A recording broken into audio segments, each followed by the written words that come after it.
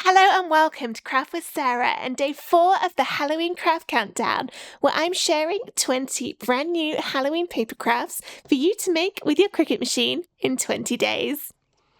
And today we are doing this super spooky werewolf howling at the moon. There's text along the bottom which you can remove if you prefer not to have that, or you could add your own wording, for example, Happy Halloween along there.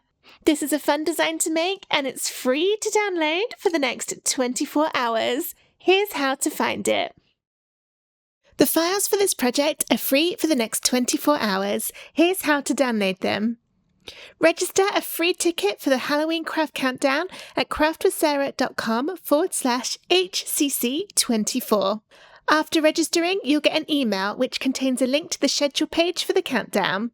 Visit the schedule page to find and download today's files. Each download is only available for free for 24 hours after it goes live.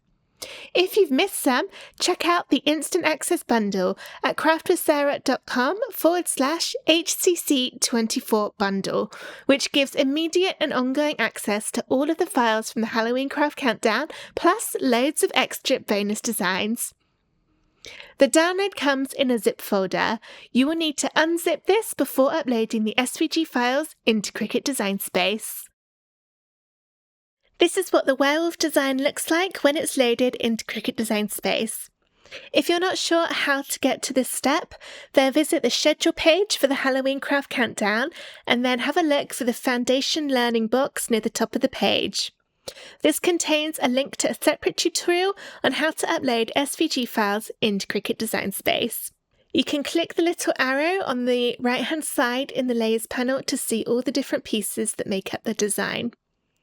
There's not a lot you need to change here apart from possibly resizing the design. To resize, make sure the padlock icon at the top of the width and height boxes is closed. If yours is open, you can click it to close it.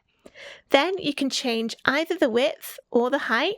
Press enter on your keyboard and the other measurement changes in proportion so everything stays looking lovely. The text along the bottom is optional, so you can remove that if you want to. To do that, look for the very first layer in your Layers panel, and then you can either hide it by clicking the eye that appears when you hover over it in the Layers panel, or if you prefer, you can click that layer and then press the delete button on your keyboard, or click the trash can icon at the top of the Layers panel to remove it. You could then add your own message or leave it blank. I'm going to be cutting mine with that on there, so I just hit the undo button to put it back. When you're ready to cut out, press Make on the top right of the screen, and that will separate out all the different pieces. You can change the paper size in the drop down here, and you will need to do that for each colour. Some of these colours are quite similar, so it's a little tricky to see on some of them which is which. But we've got a black, we've got a brown, then a darker brown, and a very dark green. So those are your 4 kind of dark colours that you've got going on. If you're making this design to fit in a particular shadow box frame or photo frame, then you may want to check out the separate tutorial. Again, it's in the Foundation Learning section on the schedule page on my best ever way to frame layered papercraft projects.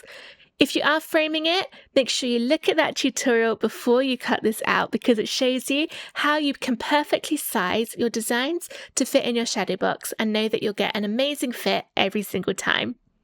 But I'm just going to be doing mine as is. I'm not going to be putting it in a frame, so I'm going to go ahead, get all my bits of paper looking how I want them to, then press continue down on the bottom right to connect to my Cricut, get everything cut out from cardstock. Here's my werewolf design cut out, and I've layered all the pieces one on top of the other to check that I'm happy with all the colours and that I haven't accidentally left anything out. We'll be sticking this together with a combination of glue and foam squares. The glue I'm using is called Barely Art Glue. I love this for papercraft projects because it doesn't bend or wrinkle the card like other glues can do. It's a little bit tricky to find here in the UK, but I get it on Amazon. If you can't find it in the UK, another glue that's great for papercraft projects is Kalal. This is a solvent glue, so it does have a little bit of a smell to it, and you will need to buy some needle tip applicator bottles to put it in, as this nib here is a bit too big for making papercraft projects like this. If you're in the USA, Canada, or elsewhere, you'll probably find the Barely Art glue a little easier to find online than the Kalal, so it just depends a bit about where you're based and which one you prefer. And of course, you can use whatever glue you feel most comfortable with. The foam squares I'm using are from Dot and Dab, but any will do. These ones are nice and thin and small, which will be helpful for this design, but if yours are larger, you can simply snip them smaller with a pair of scissors. I'll be starting at the bottom and then working upwards. Let's move some of these pieces apart. Try and keep them vaguely in the right order, seeing as I've already gone to all the effort here. Here we go. And now I'm left with the very bottom two pieces, which is the moon in the background and then this one on top. And this one I'll stick on with my foam square. So turn it upside down and start attaching your foam to the back. Now this design does have some fairly narrow little bits in it, such as the hands and the snout. So if your foam squares are big, cut them smaller. You just really need to make sure that nothing goes over the edge, otherwise you'll see it when it's all stuck together, and we definitely don't want to be able to see the foam from the other side. And try and get your foam into all the sticky out bits, as it means you'll get a much more secure stick to the layer, and you won't risk any of these little bits sort of flopping over if there was nothing to hold them in place. For this bottom section, as well as adding some along the bottom and the edges, I'll also put some foam squares in the middle of the big area of card, as if there's nothing there, then there's nothing to hold this bit stable. And you might find that it bends downwards a little bit instead of lying flat. So putting these bits along here, and also a couple of pieces in the middle will prevent that from happening. I always think it's better to use a few too many than a few not enough. There. Alright, now I can peel the tops off of all of these foam squares to reveal the stickiness underneath.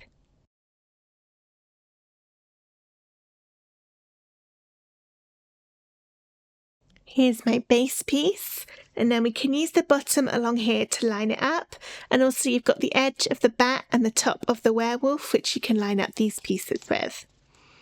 So I'm going to put it on, and then just gently drop it down, and I think I've got it lined up right. And the reason for that is that if when I let it down, I found that it wasn't quite lined up, I can still pick it up and move it because it hasn't actually quite stuck yet. But that's looking good to me. So I'll push down to get it stuck. And then we have another layer of trees all the way over here. I've put this a little bit too far out of my reach. We got this one next, which will be another foam square layer.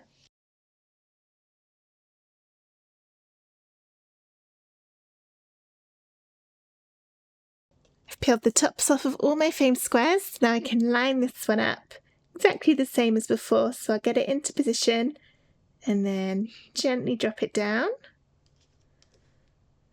and then push to stick.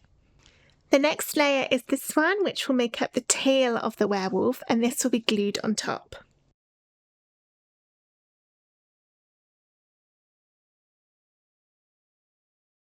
There's that bit.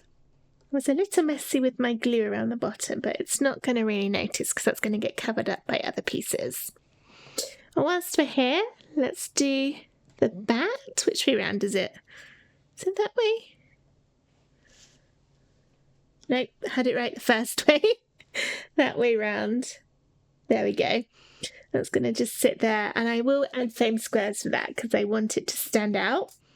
But my foam squares are too big for this, so I've got some that I've just cut in half with a pair of scissors, and they'll fit just fine. It's just quite tricky to peel the tops off of the back when they're that small. Oh, I've managed to stick a hair in it as well. That's not very clever. I think it's a dog hair. Line that up. Lovely. Alright, next is the main body of the werewolf, but before we can stick this on, we need to add in his eye, and that's the little yellow circle that cut out. So to add this on, turn your werewolf piece upside down, so this is the bottom of it, and add a small amount of glue around the eye hole, and stick the yellow bit on top so that it perfectly covers that little gap in the eye.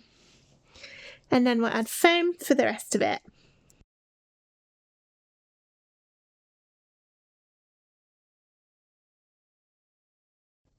Lines up there. Adding some lovely depth to our super spooky werewolf. There's this bit now which makes up the ruff around his neck. And I am going to glue this one, I think, because it gets a bit narrow around the edge of the ear. But this is probably one of those pieces where you could do either glue or foam and it would look fine. There's that one. It's a little hard to see because it's quite dark. There you go. Alright, we've got his fluffy legs. What shall we do with this one? I think glue again. There's already quite a lot of dimension going on here. That's that one. And I'm also going to glue his trousers. Starting with the solid green piece. And then the thin outer bit on top, which is very narrow. So if you are not sure about if you'll be able to glue this piece, then you can leave it off. It looks just fine with that one. But if you've got a glue that makes it capable of going in teeny tiny gaps, then it does add a nice bit of extra detail. There's that bit. I'm pushing down so gently because I don't want the glue to smush out, but it still is a little bit. It dries clear, so it should be fine. Okay. One more bit of foam square for this front one here, or we could glue it. Now I've just laid it on top. Actually, I think gluing it would probably look best because it's already quite a long way out from the bottom. And we glued all the other layers on top of the werewolf, so foam might make it look a bit too far out. Another one that's up to you. And that's true of all my layered designs, really. You can make your own choices on how deep you want your projects to get. There's that one. Again, it's kind of hard to see because I've got such dark colours. And then my woo to go on the front. This probably would have been wide enough to foam square on, but gluing's just fine. And there we go, werewolf design all finished. Tilt them around so you can see all of the depth in there. And if you're looking for a way to display this that isn't a shadow box or a greetings card, then I have some SVGs available to create some stands that you can put on the back so that you can stand it straight up without having to frame it. And also some hook designs which you can kind of cut to go on the top, and they have a little circle cut out on them so that you could hook this straight onto a hook or a nail in the wall, and again hang it up without a frame. To find those designs, as well as lots of other fun ways to display your layered paper crafts, visit the schedule page for the Halloween Craft Countdown and then have a look at the tutorials inside the box marked Foundation Learning. There's loads of extra tutorials, SVGs and designs in there to help enhance all of these projects that I'm showing you how to make in the Halloween Craft Countdown. But for now, if you enjoyed making this super scary werewolf with me, please give the video a thumbs up and subscribe to my YouTube channel for loads more Halloween crafts and Cricut fun. I hope to see you again tomorrow for day 5 of the Halloween Craft Countdown. Thank you so much for watching. Bye!